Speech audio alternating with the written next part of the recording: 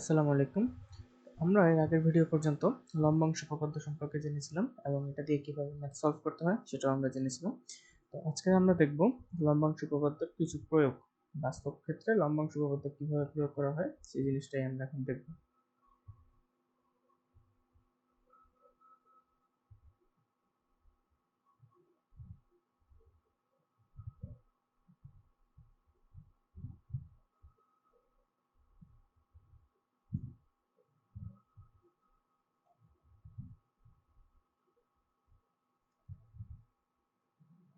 ওকে, so case 1 যেটা, সেটা হচ্ছে আমাদের খুব কমন একটা কোয়েশ্চেন, লন রোলার। তো লন রোলার কি জিনিস? লন রোলার হচ্ছে যে ইয়েটাতে বা মনে করো একটা রোলার বা একটা সার্কুলার একটা জিনিস থাকবে যেটা হচ্ছে আমার গ্রাউন্ডের উপর রোল করতে পারে বা গ্রাউন্ডের উপর তার পরিধি সাপেক্ষে ঘুরতে পারে। তো এই জিনিসটাকে যখন কোনো তির্যকভাবে বল প্রয়োগের মাধ্যমে রোল করানো হয় তখন এই জিনিসটাকে বলা হয় লন রোলার।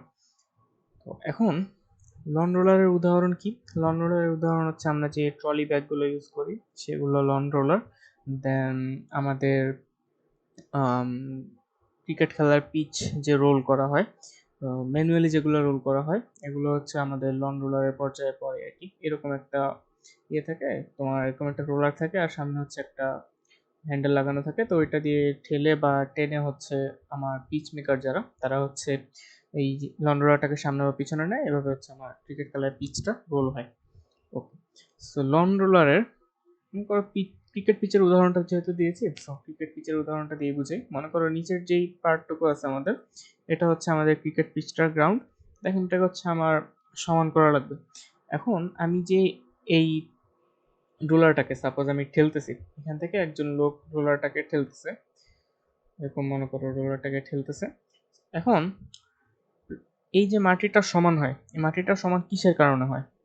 অবভিয়াসলি তোমার মাটিটাকে হচ্ছে উপর থেকে প্রেস করা হয়, অর্থাৎ নিচের দিকে একটা ফোর্স কাজ করে, যে ফোর্সটার কারণে মাটিটা হচ্ছে যে জায়গায় উঁচু থাকে ওই জায়গাটা হচ্ছে সমতল হয়ে যায়।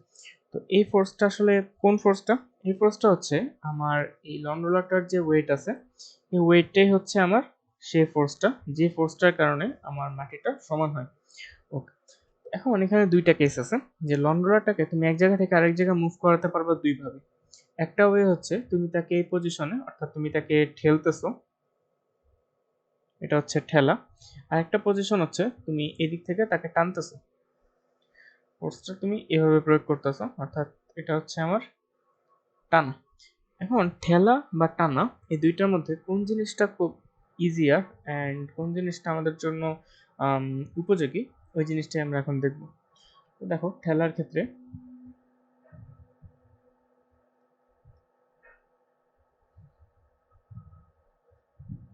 তো ঠেলার ক্ষেত্রে কি হয় সেই জিনিসটা আমরা এখন দেখছি। মনে করো এটা হচ্ছে আমার সেই রোলার, তো রোলারের একটা হ্যান্ডেল আছে, মনে করো এই জায়গা থেকে হ্যান্ডেলটা,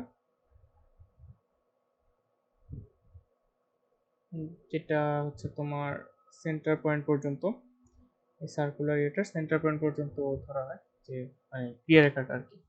আর এটা হচ্ছে আমার সেই গ্রাউন্ড, এই গ্রাউন্ডটাকে আমার সমান করা লাগবে। আর আমি এটাকে কি করতেছি, এই হ্যান্ডেলটা দিয়ে আমি এটাকে এখান থেকে এই বরাবর ফোর্স করতেছি, এটা হচ্ছে আমার সেই ফোর্স। ওকে, এখন এই ফোর্সটাকে যদি আমি সামনের দিকে বর্ধিত করি, তাহলে দেখো ফোর্সটাকে আমরা এভাবে দেখাতে পারি যে আমার ফোর্সটা এই লাইন বরাবর ক্রিয়ারত আছে। এখন ধরি যে ফোর্সটাকে হচ্ছে আমি গ্রাউন্ডের সাথে থিটা ডিগ্রি কোণ করে অ্যাপ্লাই করতেছি। তাহলে দেখো এটা যদি থিটা অ্যাঙ্গেল হয় তাহলে এই অ্যাঙ্গেলটাও থিটা।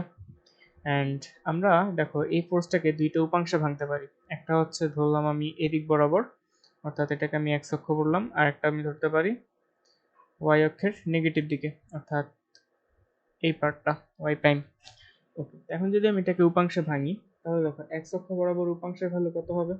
এক্স অক্ষ বরাবর আমার উপাংশটার ভ্যালু হবে যেই দিকে কোণ সেই দিকে কস, অর্থাৎ F cos theta. And Y অক্ষের নেগেটিভ দিকে উপাংশ কত হবে? দেখো এতটুকু হচ্ছে আমার থিটা, আর এতটুকু অংশ কত? এটা হচ্ছে 90 ডিগ্রি, আর এটা হচ্ছে থিটা। সো তাহলে আমার যে বাকি অংশটুকু আছে এটা হচ্ছে 90 ডিগ্রি মাইনাস থিটা। তাহলে ওয়াই অক্ষ বরাবর উপাংশটার মান কত হবে? F cos 90 degree minus theta. তো কস 90 ডিগ্রি মাইনাস থিটা প্রথম কোয়াড্রেন্টে, তো সেটা হয়ে যাবে হচ্ছে এফ সাইন থিটা। ওকে, আলটিমেটলি আমরা এখানে দুইটা ফোর্স পাইতেছি, একটা হচ্ছে আমার এক্স অক্ষ বরাবর ক্রিয়া করতেছে বা আমার আনুভূমিক বরাবর ক্রিয়া করতেছে, অথবা বলতে পারো ভূমির সমান্তরালে ক্রিয়া করতেছে, সেটা হচ্ছে এফ কস থিটা। আর একটা হচ্ছে আমার এই গ্রাউন্ডের উপর লম্ব বরাবর ক্রিয়া করতেছে, সেটা হচ্ছে এফ সাইন থিটা। এখন আমরা জানি এখানে আরেকটা ফোর্স ক্রিয়া করতেছে, সেই ফোর্সটা কি? সেই ফোর্সটা হচ্ছে এই লং রোলারটার ওয়েট ডাব্লিউ। তাহলে দেখো আমার এক্স অক্ষ বরাবর ক্রিয়ারত বল কি কি? এক্স অক্ষ বরাবর ক্রিয়ারত বল F cos theta, and Y অক্ষ বরাবর ক্রিয়ারত বল কি কি? আমার এফ সাইন থিটা প্লাস লন রুলারটার ওজন ডাব্লিউ। তো দেখো একটা জিনিস খেয়াল করে এখানে, যে এফ কস থিটা তো কি করতেছে? এফ কস থিটা হচ্ছে আমার এই বস্তুটাকে বা এই লন রুলারটাকে সামনের দিকে মুভ করতে সাহায্য করতেছে, অর্থাৎ it is helping the displacement.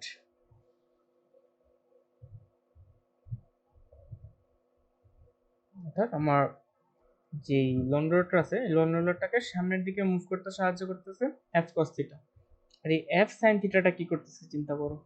তুমি যে এফ ফোর্সটা প্রয়োগ করতেছো, ওই এফ ফোর্সের মধ্যে এফ সাইন থিটাটার কাজ কি? দেখো, আমরা জড়তা সম্পর্কে কি জানি? জড়তা কোত্থেকে আসে? জড়তা জড়তা জিনিসটা হচ্ছে যে তোমার একটা বস্তু সে যে অবস্থায় আছে ওই অবস্থায় থাকার প্রবণতা। অর্থাৎ একটা বস্তু যদি স্থির থাকে, তাহলে স্থির থাকার প্রবণতাটাই হচ্ছে তার জড়তা, অর্থাৎ সে সবসময় স্থির থাকতে চায়। আবার একটা বস্তু গতিশীল আছে, ওই বস্তুটা সারা জীবন গতিশীল থাকতে চায়, এই জিনিসটাই হচ্ছে তার জড়তা। তো প্রথমটাকে বলা হয় হচ্ছে স্থিতি জড়তা, আর দ্বিতীয়টাকে বলা হয় গতি জড়তা। তো জড়তাটার উৎস কি? তো প্রথম জড়তা যেটা, যে বস্তুটা স্থির থাকতে চায়, এই স্থির থাকতে চায় এই জড়তাটার উৎস হচ্ছে বস্তুটার ভর। অর্থাৎ এই যে পৃথিবী তাকে যে টানতেছে নিচের দিকে, বা তোমার পৃথিবীর অভিকর্ষের কারণে তার যে ওজনটা আসতেছে, এই ওজনের কারণে এই বস্তুটা যে জায়গায় ছিল ওই জায়গাতেই থাকতে চায়, এই জিনিসটা হচ্ছে তার স্থিতি জড়তা। আর কোন একটা বস্তু গতিশীল অবস্থায় আছে, ওই সময় তার যে বেগ আছে, এই বেগটার কারণে যে জড়তাটা আসে বা এই বেগটা চেঞ্জ হইতে চায় না, ওই জড়তাটা হচ্ছে গতি জড়তা। তাহলে আমাদের এখানে যে ডাব্লিউটা আছে, অর্থাৎ এই লন রোলারটা যে ওয়েটটা আছে, এই ওয়েটটা কি করতে চাইতেছে? এই ওয়েটটা চাইতেছে বস্তুটা যেন স্থির থাকুক, অর্থাৎ লন রোলারটা স্থির থাকুক। আর তুমি কি চাচ্ছ? তুমি চাইতেছো লন রোলারটা মুভ করুক। ওইটার জন্য তুমি এফ পরিমাণ ফোর্স প্রয়োগ করছো। তো এই এফ পরিমাণ ফোর্সটাকে যদি আমরা দুইটি উপাংশে ভাঙি, তাহলে দেখো এফ কস থিটা পাচ্ছি অ্যান্ড এফ সাইন থিটা পাচ্ছি। তো এফ সাইন থিটাটা কি ঘটনা ঘটাইছে দেখো। এফ সাইন থিটাটা নিচের দিকে ক্রিয়া করতেছে, নিচের দিকে আরেকটা ফোর্স আছে, সেটা কি? সেটা হচ্ছে আমার ওজন। অর্থাৎ আমার এই বস্তুটাকে অলরেডি নিচ থেকে কেউ টান দিয়ে ধরে রাখছে। কে? সেটা হচ্ছে আমার ওজন। তো এই ওজনের সাথে তুমি অ্যাডিশনাল আরেকটা ফোর্স অ্যাড করে দিছো, সেটা হচ্ছে এফ সাইন থিটা। এখন বলো, নিচের দিকে তাকে যে টান দিয়ে ধরে রাখছে, ওই ধরে রাখার পাওয়ারটা বাড়ছে নাকি কমছে? অবভিয়াসলি বাড়ছে। আগে শুধুমাত্র ডাব্লিউ ছিল, এখন আছে ডাব্লিউ এর সাথে আরো এফ সাইন থিটা। অর্থাৎ তোমার জড়তাটা কি আগের তুলনায় বৃদ্ধি পাইছে। অর্থাৎ বস্তুটার জড়তা যেহেতু বৃদ্ধি পাইছে, তার মানে বস্তুটাকে মুভ করতে আমার বেশি পরিমাণ ফোর্স প্রয়োগ করা লাগবে। এটাই ছিল তোমার এখানে এফ সাইন থিটার কাজ। সেটা কি করতেছে? আমার জড়তা বৃদ্ধি। এটা দেখলাম আমরা কি ঠেলার জন্য।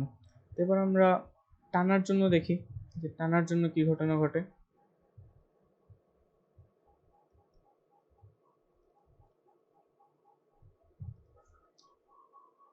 তোমার কাছে এই লং রুলারটা আছে, এই লং রুলারটাকে হচ্ছে তুমি টানতেছো, মনে করো এভাবে তুমি টানতেছো লং রুলারটাকে, অ্যান্ড এই লাইনটার মাথাটাকে যদি আমরা পিছনের দিকে পয়েন্ট আউট করে দেখাই দিই, তাহলে সেটা হচ্ছে তোমার এটার কেন্দ্র থেকে ক্রিয়া করতেছে আর কি। সো তাহলে দেখো এটা হচ্ছে আমাদের গ্রাউন্ড। তো এখানেও তুমি এফ পরিমাণ ফোর্স প্রয়োগ করছো। এবার তোমার এফ পরিমাণ ফোর্সটাকে পিছনের দিকে বর্ধিত করার দরকার নাই। তুমি দেখো, তুমি যদি এটাকে এই দুটো উপাংশে ভাঙো, এটা হচ্ছে আমার এক্স অক্ষের পজিটিভ দিক, আর এটা হচ্ছে আমার ওয়াই অক্ষের পজিটিভ দিক। অ্যান্ড তুমি গ্রাউন্ডের সাথে থিটা ডিগ্রি কোণ করে ফোর্সটা প্রয়োগ করতেছো। তাহলে এক্স অক্ষের দিকে কোণ কত হবে? F cos theta. And Y অক্ষের দিকে আমার কত হবে, উপাংশ কত হবে? F cos 90 degree minus theta. তো কস 90 ডিগ্রি মাইনাস থিটা মানে কি? Sine theta. তো তাহলে আলটিমেটলি জিনিসটা থাকতেছে এফ সাইন থিটা। ওকে, এবার দেখো এদিকে আরেকটা ফোর্স আছে। সেই ফোর্সটা কি? বস্তুটার ওজন, যেটা হচ্ছে সরাসরি নিচের দিকে ক্রিয়া করতেছে। তো এবার দেখো কি ঘটনা ঘটতেছে। এক্স অক্ষ বরাবর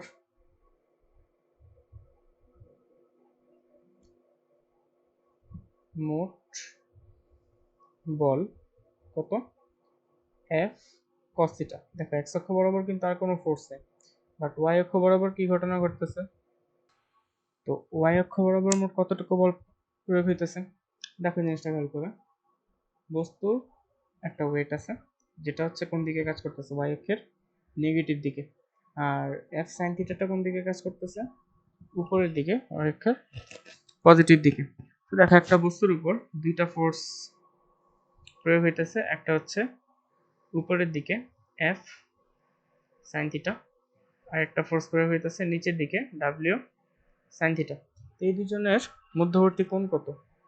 দেখো একটা ফোর্সের সাপেক্ষে আরেকটা ফোর্স কিন্তু 180 ডিগ্রি কোণে আছে। তো দুইটা ভেক্টর যখন 180 ডিগ্রি কোণে ক্রিয়া করে তখন তাদের লব্ধির মান কত হয়? আমাদের কিন্তু এই দুইটা ফোর্সের লব্ধি নেওয়া লাগবে, কারণ ওয়াই অক্ষ বরাবর কি দুইটা ফোর্স কাজ করতেছে।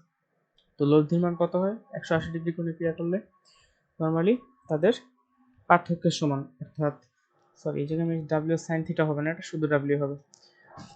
তো দুজনের পার্থক্যের সমান। তো পার্থক্য আমরা কিভাবে বের করতে পারি?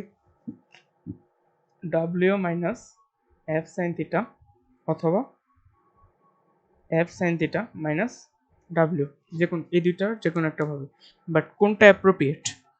দেখো অ্যাপ্রোপ্রিয়েট বলতে বোঝানো হয়েছে যে ডাব্লিউ বড় এখানে নাকি এফ সাইন থিটা বড় হবে, নাকি বড়টা থেকে ছোটটাতে বিয়োগ দিব আমরা?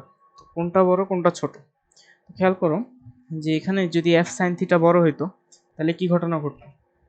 একটা বস্তুর উপর একটা ফোর্স কাজ করতেছে উপরের দিকে, আর একটা ফোর্স কাজ করতেছে নিচের দিকে।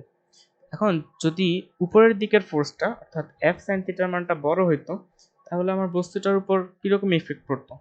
এই এফ সাইন থিটা বলের প্রভাবে এই বস্তুটা উপরের দিকে উঠে যেত। এটাই তো হওয়া স্বাভাবিক।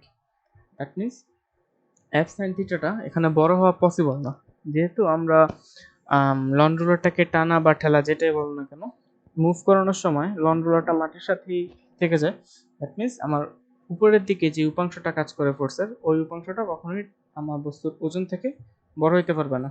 অর্থাৎ অ্যাপ্রোপ্রিয়েট হচ্ছে প্রথমটা, W minus F sine theta. তাহলে ওয়াই অক্ষ বরাবর মোট বল হচ্ছে W minus F sine theta. Okay, তো এবার আমরা আবার দেখি যেখানে এফ কস থিটা কি করতেছে। এফ কস থিটা এই জায়গায় ডিসপ্লেসমেন্ট ঘটাইতেছে, অর্থাৎ তোমার এটার সরণ ঘটাইতেছে এফ কস থিটাটা। আর এফ সাইন থিটাটা এবার কি করতেছে দেখো, একটা ফোর্স বস্তুটাকে মাটির সাথে আটকে রাখছে, অর্থাৎ তাকে মুভ করতে দিতেছে না। আর একটা ফোর্স ওই ফোর্সটার বিপরীত দিকে ক্রিয়া করে কি করতেছে, ওজনের ক্রিয়াটাকে কমায় দিতেছে। অর্থাৎ এখানে ডাব্লিউ এর মানটা কমায় দিতেছে।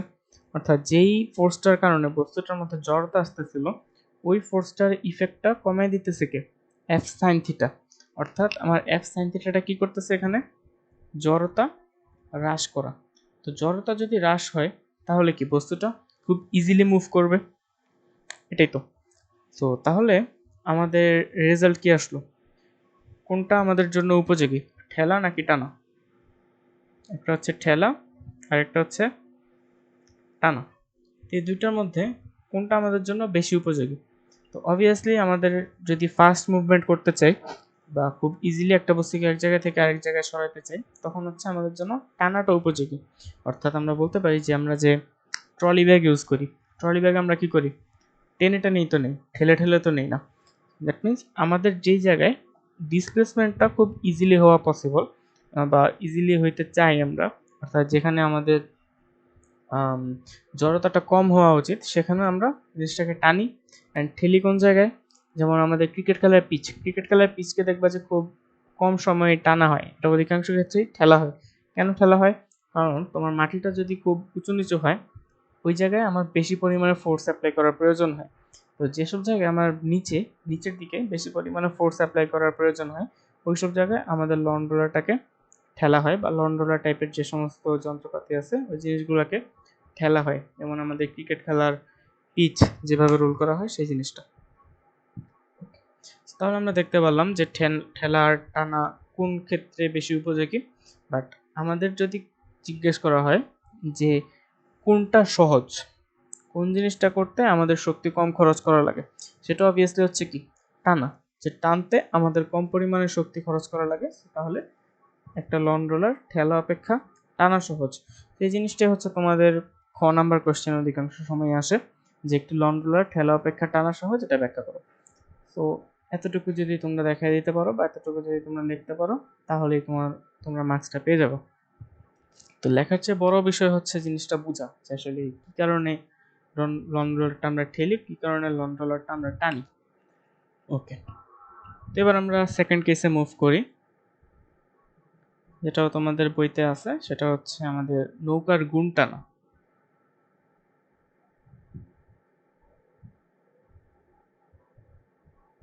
তো গ্রামাঞ্চলে যারা থাকো তারা এই জিনিসটা খুব ইজিলি লক্ষ্য করতে পারবা, যে নৌকার গুণ টানা। তো এই জিনিসটা কি হয়? এই জিনিসটা হয় যে মনে করো কোনো কারণে যদি নৌকা বিকল হয়ে যায়, অথবা এমন কোনো সিচুয়েশন রাইজ করে যে কারণে হচ্ছে নৌকাটা তুমি তার বেয়ে টেনে নিয়ে যেতে পারতেছো না, তো ওই সময় নৌকাকে হচ্ছে এক ধরনের একটা সুতার সাহায্যে বেঁধে তোমার নৌকাটাকে সামনের দিকে আগায় নিয়ে যাওয়া হয়। তো মনে করো এটা হচ্ছে আমার সেই নৌকাটা, আর এটা হচ্ছে আমাদের মনে করো নদী, আর এটা হচ্ছে নদীর পাড়। তো যে জিনিসটা করা হয়, যে নৌকার মাথায় একটা সুতা বাঁধা হয়। তো এই সুতা বেঁধে মাঝি কিন্তু পাড়ে হাঁটে, এটা হচ্ছে মনে করো তোমার মাঝি, আর মাঝি হচ্ছে হাত দিয়ে এই সুতাটা দিয়ে বা এই দড়িটা দিয়ে নৌকাটাকে টেনে টেনে নিয়ে যায়। কখন টেনে টেনে নিয়ে যায়? যখন দাঁড় টানা পসিবল হয় না। এখন আমাদের কোয়েশ্চেন হচ্ছে যে আমরা কিভাবে টানলে নৌকাটাকে আমরা কম ফোর্স প্রয়োগ করার মাধ্যমে, আমাদের ম্যাক্সিমাম যতটুকু ফোর্স প্রয়োগ করা পসিবল ততটুকু প্রয়োগ করার মাধ্যমে আমরা খুব ইফিসিয়েন্টলি বা আমাদের ম্যাক্সিমাম ফোর্স প্রয়োগ করার মাধ্যমে আমরা কোন পজিশনে নৌকাটা সবচেয়ে দ্রুত মুভ করবে বা সবচেয়ে বেশি দূরত্ব অতিক্রম করতে পারবে কম সময়ে, ওই জিনিসটা হচ্ছে আমরা দেখব। তো দেখো আমরা যখন নৌকাটাকে টানি, তখন কি নৌকার এই মাথা থেকে এই সুতা বরাবর আমার এই লোকটার দিকে কি পরিমাণ ফোর্স কাজ করে, অর্থাৎ আমার এই লোকটা এইদিকে নৌকাটাকে টানতেছে। এখন যদি আমরা এটাকে দুইটা উপাংশে ভাগ করি, তো একটা উপাংশ যায় হচ্ছে নদীর প্রস্থ বরাবর, নদীর প্রস্থ বরাবর না, সরি, নদীর দৈর্ঘ্য বরাবর। সেটা হচ্ছে আমার, যদি এটাকে আমরা ধরি এরকম ভাবে, যে মাঝিটা পাড়ের সাথে থিটা ডিগ্রি কোণে নৌকাটাকে টানতেছে, তাহলে এটা যদি থিটা হয় তাহলে এই অ্যাঙ্গেলটাও থিটা হবে।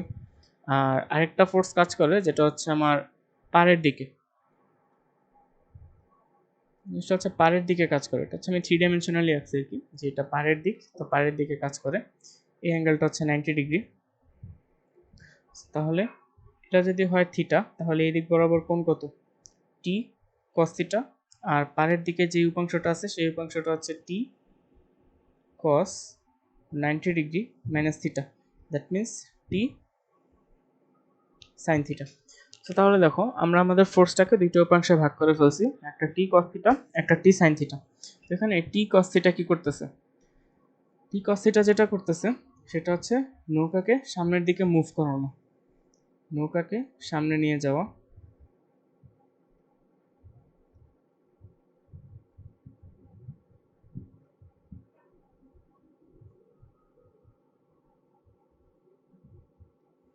আর টি সাইন থিটা কি করতেছে?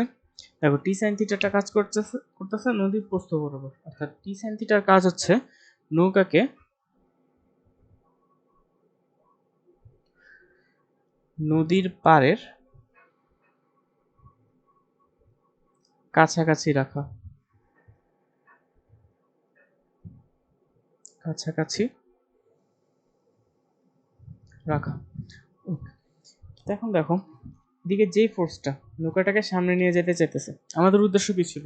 আমাদের উদ্দেশ্য ছিল আমরা কিভাবে বা কিভাবে কোন পজিশনে নৌকাটাকে টানলে নৌকাটা যে পরিমাণ ফোর্স আমরা প্রয়োগ করতে পারবো ওইটা দিয়েই নৌকাটাকে আমি ম্যাক্সিমাম মুভ করতে পারবো। তাহলে নৌকাটাকে যদি আমি সামনে নিয়ে যেতে চাই তাহলে আমাদের কোন ফোর্সটা নিয়ে কাজ করা লাগবে? টি কস থিটা নিয়ে। কারণ টি সাইন থিটার জাস্ট করতেছে নৌকাটাকে পাড়ের কাছাকাছি রাখতেছে, এর বেশি আর কিছুই করতেছে না। তাহলে দেখো আমাদের টি কস থিটার ভ্যালু যদি ম্যাক্সিমাম হয় তাহলে আমার কি সরণও ম্যাক্সিমাম হবে, বা আমার যে ফোর্সটা আমি প্রয়োগ করতেছি ওই ফোর্সটা দিয়ে আমি খুব বেশি এফিসিয়েন্সি পাবো। সো তাহলে আমাদের শর্ত কি? আমাদের কন্ডিশন হচ্ছে বা শর্ত হচ্ছে T cos theta should be maximum. এখন দেখো মাঝি তার শরীরে যতটুকু পরিমাণ শক্তি আছে সবটুকু পরিমাণ শক্তি প্রয়োগ করেই ধরো নৌকাটাকে টানতেছে। স্টিল আমার এই যে উপাংশটা, এই উপাংশটা কিসের উপর ডিপেন্ড করতেছে? কস থিটার ভ্যালুর উপর। কারণ টি মনে করো তুমি ফিক্স করে দিছো যে মাঝে ম্যাক্সিমাম এতটুকু পারে এতটুকু, এর বেশি দিবে না, সে কমও দিবে না। সো তাহলে আমার নৌকার বা আমার এই টি কস থিটার ভ্যালুটা ডিপেন্ড করতেছে কার উপরে? কস থিটার ভ্যালুর উপরে। তাহলে টি কস থিটা ম্যাক্সিমাম হবে কখন? T cos theta will be maximum if cos theta is maximum। অর্থাৎ আমার cos থিটার ভ্যালুটা যখন ম্যাক্সিমাম হবে তখনই আমাদের টি cos থিটার ভ্যালুটা ম্যাক্সিমাম হবে। এখন cos থিটার ম্যাক্সিমাম ভ্যালু কত? cos থিটার ভ্যালু কত থেকে কতর মধ্যে হয়? cos থিটার ভ্যালু হয় হচ্ছে -1 থেকে 1 পর্যন্ত। তাহলে cos থিটার ম্যাক্সিমাম ভ্যালু কত? 1। তো তাহলে cos থিটা 1 হবে কখন? cos থিটা ইকুয়াল যদি 1 হয় তাহলে আমার cos থিটার ভ্যালুটা হচ্ছে maximum. cos theta equal two 1 হবে কখন? যখন আমার থিটার ভ্যালু হবে 0 ডিগ্রি। অর্থাৎ থিটা ইকুয়াল টু যখন 0 ডিগ্রি হবে তখন আমার টি কস থিটার ভ্যালু কস থিটার ভ্যালু ম্যাক্সিমাম হবে। তো কস থিটার ভ্যালু ম্যাক্সিমাম হলে কি ঘটনা ঘটবে? টি কস থিটার ভ্যালু ম্যাক্সিমাম হবে। টি কস থিটার ভ্যালু ম্যাক্সিমাম হলে কি ঘটনা ঘটবে? আমাদের নৌকায় আমরা আমাদের যতটুকু পরিমাণ ফোর্স প্রয়োগ করা সম্ভব ততটুকু দিয়ে আমরা ম্যাক্সিমাম এফিসিয়েন্সিটা পাবো, অর্থাৎ ম্যাক্সিমাম কাজ আমরা করতে পারবো। এখন থিটা 0 ডিগ্রি মানে কি? দেখো থিটা 0 ডিগ্রি মানে এই যে এই অ্যাঙ্গেলটা 0 ডিগ্রি। অর্থাৎ নদীর পাড়ের সাথে এই সুতাটা যতটুকু পরিমাণ অ্যাঙ্গেল করে আছে ওই অ্যাঙ্গেলটা হচ্ছে 0 ডিগ্রি। অর্থাৎ আমার নৌকাটা স্রোতের যত কাছাকাছি থাকবে, দেখো এটা তো হচ্ছে নৌকা আর স্রোতের মধ্যবর্তী দূরত্ব, তো নৌকাটা আমার স্রোতের যত কাছাকাছি থাকবে তত ইজিলি আমরা নৌকাটা নদীর পাড়ের যত কাছাকাছি থাকবে তখন আমরা হচ্ছে ইজিলি নৌকাটাকে সামনের দিকে মুভ করতে পারবো। এটা হচ্ছে একটা কথা। আরেকটা কথা হচ্ছে যে আমরা যদি সুতার দৈর্ঘ্যটাকে বড় করি, মনে করো সুতার দৈর্ঘ্যটা এখন এতটুকু আছে, বাট সুতার দৈর্ঘ্যটা যদি এরকম হইতো, যেমন অন্য একটা কালি ইউজ করি, সুতার দৈর্ঘ্যটা যদি এত লম্বা হইতো তাহলে কি মাঝি এই পজিশন থেকে নৌকাটাকে টানতে পারতো? তো তখন দেখো আমার এই থিটার ভ্যালুটা বা এই অ্যাঙ্গেলটা কি আগের থেকে অনেক কমে গেছে না? তো তাহলে নৌকার যে গুণ, বা এটাকে হচ্ছে গুণ বলা হয় সাধারণত দড়ির বদলে, তো নৌকার গুণ যদি লম্বা হয় তাহলেও আমার থিটার ভ্যালুটা কম হওয়া পসিবল। সো এই কয়েকটা কন্ডিশন আর কি। যে একটা কন্ডিশন কি? একটা কন্ডিশন হচ্ছে থিটা 0-র কাছাকাছি হওয়া লাগবে, অ্যান্ড দেন কি ঘটনা করা লাগবে? দেন হচ্ছে আমাদের এই যে নৌকাটাকে স্রোতের কাছাকাছি নদীর পাড়ের কাছাকাছি রাখা লাগবে, অ্যান্ড থার্ড ওয়ান ইজ সুতার বা গুণের দৈর্ঘ্য বৃদ্ধি করা লাগবে। তাহলে হচ্ছে আমরা আমাদের নৌকার গুণ টানার যে প্রসেসটা ওই প্রসেসটা খুব বেশি সাকসেসফুল হবে। ওকে, তো এটা যদি বোঝা যায় তাহলে হচ্ছে আমরা কেস 3-তে চলে যাই।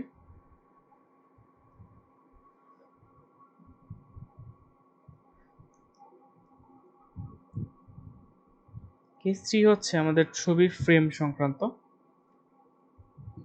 তো আমাদের সবার বাসাবাড়িতেই মোটামুটি ছবি বা বিভিন্ন ওয়ালমেট এগুলো ঝুলানো আছে। তো আমরা কেউ কখনো ভাবছি যে এই ওয়ালমেটটা আসলে ছিঁড়ে পড়ে যায় না কেন? কারণ অবভিয়াসলি এই ওয়ালমেটটার ওয়েট অনেক বেশি। তো ওয়ালমেটটা মনে করো এভাবে দুইটা সুতার সাহায্যে এরকমভাবে ঝুলানো আছে। তো অবভিয়াসলি এই ওয়ালমেটটার ওয়েট কি অনেক বেশি হওয়া উচিত, বাট স্টিল আমরা দুইটা নর্মাল সুতার মাধ্যমেই এই জিনিসটাকে ঝুলিয়ে রাখতে পারি। বাট এই জিনিসটা কখনো ছুঁটা পড়ে যায় না কেন? এই জিনিসটাকে কেউ ভাবছো? অনেকেই ভাবো নাই। তো আমরা দেখি জিনিসটা আসলে কিভাবে এখানে আমাদের ভেক্টরের লম্বাংশ উপপাদ্যটা কাজ করে। দেখো, এই ওয়ালমেটটার কি অবভিয়াসলি একটা ওয়েট আছে, যে ওয়েটটা হচ্ছে এটার ভারকেন্দ্র দিয়ে সরাসরি নিচের দিকে ক্রিয়া করে, সেটা হচ্ছে ডাব্লিউ।